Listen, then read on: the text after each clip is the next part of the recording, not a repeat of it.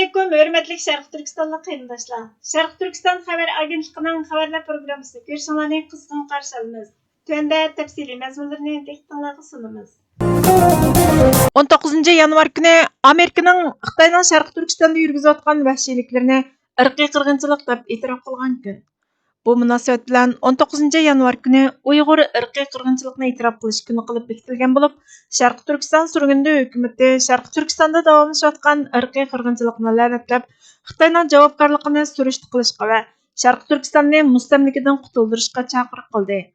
Hukumat e'lon qilgan axborotda mundaq deyildi: Sharq Turkiston surgundi hukumatı 19 yanvar Sharq Turkistondagi irqiy qirg'inchilikni e'tirof qilish va xotirlash kuni, ya'ni Amerikaning Xitoy Xalq Cumhuriyetining Sharq Turkistondagi Uyg'ur, Qozoq, Qirg'iz va boshqa Turkiya xalqlariga qarshi yurgizayotgan irqiy qirg'inchilik va insoniyatga qarshi jinoyatlarni rasmiy e'tirof qilganligining 5 yilligini xotirlaydi. Xitoyning 1949 yili 12 dekabrda Sharq Turkistonga bo'lgan mustamlikachilik va harbiy ishg'oliyati Xitoy Xalq Cumhuriyetining 1949 yili 12 oktyabrda Sharq Turkistonga tajovuz qilishidan keyin boshlangan. Xitoyning mustamlikachilik hukmronligi 70 yildan ortiq davomlashgan bo'lsa-mu, hozirgi irqiy qirg'inchilik va insoniyatga qarshi jinoyatlari 2014 yili 23 mayda rasmiy boshlangan. Beijing buni terrorlikqa qarshi xalq urushi deb atagan va keyin zo'ravon terrorlikqa qarshi qattiq zarba berish harakati deb tuzumlashtirgan. 12 yiliga qadam qo'yganda Sharq Turkiston surgundi hukumatı irqiy qirg'inchilikning sistemlik turda davomlashayotganligini, ammo jazolanmaganligini ta'kidladi. Xalqaro tekshirishlar taktikining o'zgarishiga sabab bo'lgan bo'lsa-mu, asosiy maqsad o'zgarmadi. Keng ko'lamli tutqun qilishlar turma va kollektiv sud jazosiga aylantirildi. Shuning bilan bir vaqtda Sharq Turkistonda majburiy emgak, nupusni kontrol qilish tadbirlari, oilalarni parchalab etish, kulturi va diniy e'tiqodini vayron qilish, nupus qurilmasini o'zgartirish, shundaqla Sharq Turkiston miqyosida keng ko'lamda nazorat qilish davomlashmoqda. Sharq Turkiston surgundi hukumatining Cumhur raisi Doktor Mamtuminali apandi bu irqiy qirg'inchilik kunini xotirlash munosabati bilan jazosiz e'tirof qilishning Sharq Turkiston xalqini qo'g'day olmaydiganligini bildirdi. U Sharq Turkistonning mustaqilligini asliga keltirmay va uni mustamlikachidan ozod qilmay turib, xalqimizning erkinligi, inson haqlarini mavjudligini qo'g'dash imkoniyatining yo'li yo'q. Xalqimizni qirg'in qilish niyatini namoyon qilgan mustamlikachi davlatning hukmronligi ostida qoldiradigan har qanday ramka chora emas, faqat yo'qotishni kechiktirish dedi va faqatla Sharq Turkiston xalqining tasodifiy inson haqlari dafsanchiligiga duch kelmaganligini, Uyg'ur, Qozoq, Qirg'iz va boshqa Turkiya xalqlar Sharq Turkistonning yerli xalqlari bo'lganligi uchun ularning kimligi, e'tiqodi, tili, kulturi va mavjudligini yo'qotish uchun sistemlik tirishchilik ko'rsatayotganligini ta'kidladi.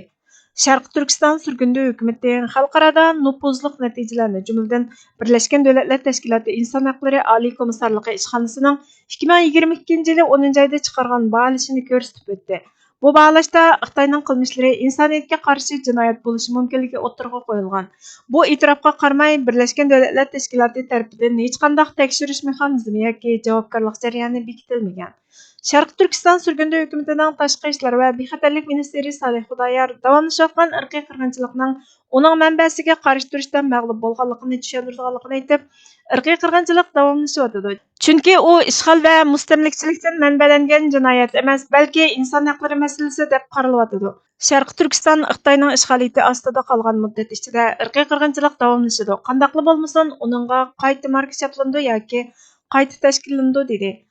Sharq Turkiston surgundi hukumatı Birlashgan Davlatlar Tashkiloti va uning a'zo davlatlarini andish ifodalari va hujjatlardan halqib, Xalqaro jinoiy ishlar sud mahkamasi va Xalqaro adolat sud mahkamasining tekshirishlarini o'z ichiga olgan xalqaro javobgarlik mexanizmini qo'llash orqali Sharq Turkistonning milliy masalasini hal qilish va Sharq Turkiston xalqining xalqaro qonun bo'yicha mustamlikachidan qutulish va o'z taqdirini o'zi belgilash huquqiga erishishga markazlashishi lozimligini, Sharq Turkistondagi irqiy qirg'inchilikni e'tirof qilish va xotirlash kunining faqat bir xotira paytili bo'lib qolmay, balki adolatni yo'qlash, javobgarlikni surishti qilish va irqiy qirg'inchilikni oxirlashtirish, Xitoy mustamlikachiligini yo'qotish va Sharq Turkistonning erkinligi va mustaqilligini asliga keltirish uchun qat'iy xalqaro harakat talab qilish kerakligini bildirdi.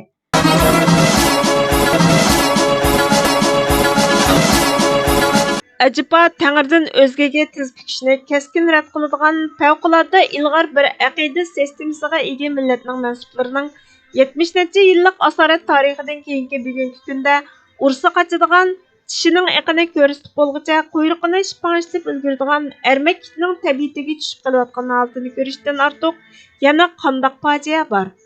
Acaba Tangridanlik kutiladigan qandoqligi imkoniyat, rahmat, shafqat va tevinishlar bo'lsa, umid va chiqish yo'li bo'lsa, ustunlik va tortuq, izzat, hurmat, kechirim va beg'ishlash bo'lsa, hammaga ko'z yumib turib, faqatla mustamlikchisidan kutalaydigan holga kelib qolishiga shohid bo'lishdan ortiq yana nima tragediya bo'lsin? Acaba payg'ambarcha yuksak samoviy g'oyalarni yer yuzida ro'yobga chiqarish yo'lida pasibonlik sharafini qozongan bir millatning mansublarining kuni kelib o'z mustamlikchisining junxocha g'oyalari uchun xizmat qiladigan, kutgan yeridan chiqib beradigan pasandalar to'piga qetilishiga jon atadigan holga kelib qolishdanmi ortiq badbaxtlik bo'lsinmi? Bugungi xabarlarimiz bu yerda oxirlashdi. Bizga vaqt ayirganingiz uchun ko'pdan ko'p rahmat. Kelar qatimki programmamizda ko'rishguncha Allohga omonat bo'lgaysizlar.